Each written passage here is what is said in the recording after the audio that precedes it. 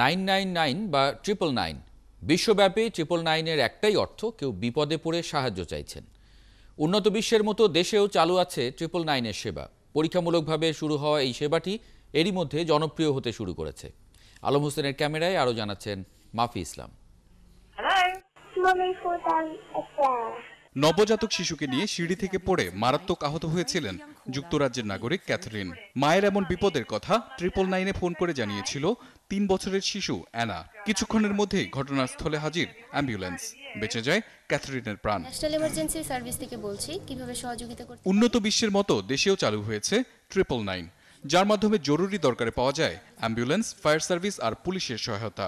যখন সাধারণ মানুষ ফায়ার সার্ভিসের জন্য ফোন করে থাকে, তাদের বাসায় আগুন লাগে বা ফায়ার সার্ভিসে কোনো উদ্ধার কাজের জন্য প্রয়োজন হয়, সেক্ষেত্রে ফোন করে আমাদের কাছে বলে এবং আমরা তাদের কলটি ট্রান্সফার করে দিই তাদের নিকটস্থ ফায়ার স্টেশনে। পরে আমাদের এখান থেকে ফিডব্যাক কল নেওয়া হয়, তো ফিডব্যাক কলে জানা যায় যে না, তারা অনেক খুব বেশি পরিমাণে উপকৃত হয়েছে। যদি তাদের সমস্যাটা সমাধান না হয়, তাহলে আমরা তাকে সহযোগিতা করার জন্য পরবর্তী স্টেপে যাই। এই ধরনের কথা আসে যে লাখ টাকা দিয়ে এই ধরনের সেবা পেতাম না, বাট আমি 999-এর মাধ্যমে এই ধরনের সেবা পেয়েছি।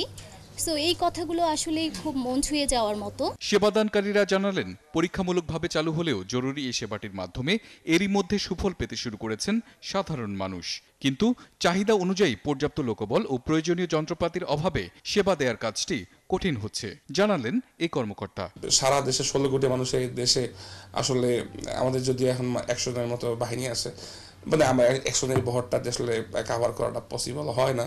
তো ধরেন আমার অ্যাভারেজ হিট পড়তেছে হয়তো 60,000-এর মতো কল, আমি মাত্র তো 15,000 কল রিসিভ করতে পারছি। তবে দেশের সব নাগরিক যেন সেবাটি পেতে পারে, সেজন্য খুব শিগগিরই লোকবল বাড়ানোর পাশাপাশি সেবাটি সম্পর্কে মানুষকে জানানোর উদ্যোগ নেওয়ার কথা জানালেন তথ্য ও যোগাযোগ প্রযুক্তি প্রতিমন্ত্রী। এটাকে পরীক্ষামূলক আমরা কেন্দ্র বলছি, তো এরপরে আমরা আশা করছি যে সেই সমস্যাগুলো কাটিয়ে আরো বেশি সিট আমরা তৈরি করতে পারবো, যেন বেশি কল আমরা রিসিভ করতে পারি। আমরা ব্যাপকভাবে এটা প্রচার করব, দেশের 16 কোটি মানুষের কাছেই যেন 999-এর নাম্বারটা তাদের মুখস্থ থাকে। যে কোনো টেলিফোন নাম্বার থেকে যে কোনো সময় বিনামূল্যে 999 এই নাম্বারে ফোন করলে পাওয়া যাবে জরুরি এই সেবাটি। আপনি কিভাবে সহযোগিতা করতে পারি? মাফি ইসলাম, 71, ঢাকা।